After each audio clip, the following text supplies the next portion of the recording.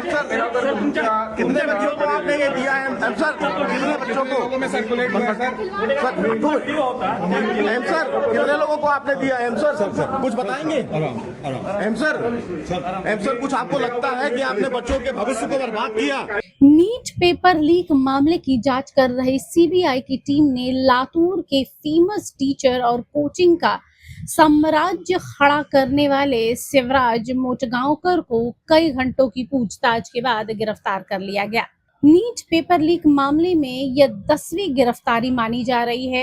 M sir के नाम से फेमस शिवराज मोटेगांवकर ने साइकिल से लेकर लग्जरी गाड़ियों तक का सफर तय किया, और वो भी इसी कोचिंग इंडस्ट्री के बलबूते। लेकिन अब उनका नाम पेपर लीक मामले में सामने आया है। उनका रेणुकाई करियर सेंटर यानी आरसीसी भी अब जांच के दायरे में है।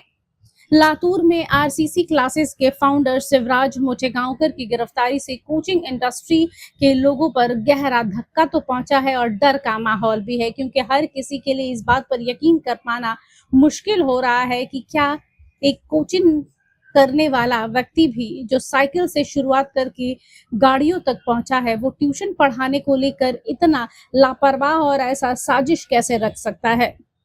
मेहनत कश व्यक्ति जो साइकिल से शुरुआत करता है और ट्यूशन पढ़ा कर लग्जरी गाड़ियों तक का सफर तय करता है, वो शख्स पेपर लीक मामले का आरोपी कैसे हो सकता है। बता दें कि शिवराज मोटेगांवकर के बारे में हर कोई जानने का रुचि रखता है।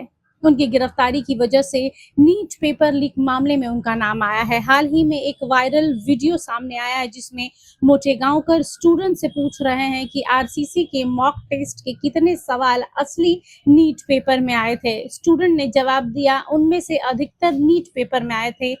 साथ ही इस वीडियो को लेकर सीबीआई ने आरसीसी के लातूर कैंपस की तलाशी ली और साथ ही पुणे में भी उनसे पूछताछ करने के बाद गिरफ्तारी हुई है।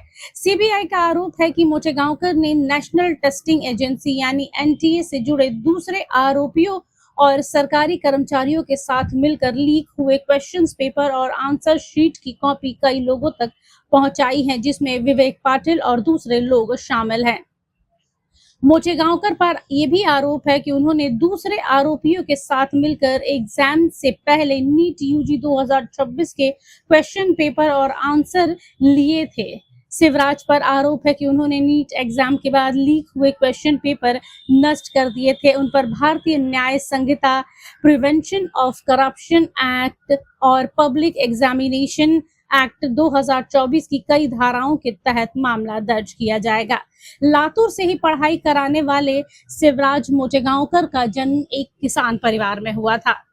केमिस्ट्री में एमएससी की और बोर्ड और एंट्रेंस एग्जाम की तैयारी कर रहे स्टूडेंट्स को केमिस्ट्री पढ़ाना शुरू किया। शुरुआती सालों में वह साइकिल से घर जाकर केमिस्ट्री का ट्यूशंस देते थे। करीब 1999 में लातूर किराए पर एक छोटा सा जगह लिया और 10 स्टूडेंट्स के साथ में अपने क्लासेस की शुरुआत की। छोटे से बैच से लेकर अब तक कई लोग उनसे जुड़ चुके हैं, नोट्स से पढ़ाते थे। उनके पुराने स्टूडेंट्स में से एक ने बताया कि 2001 बैच में लातूर से सिर्फ 40 स्टूडेंट थे। अब लातूर में करीब 15,000 से अधिक स्टूडेंट्स उनकी क्लास लेते हैं।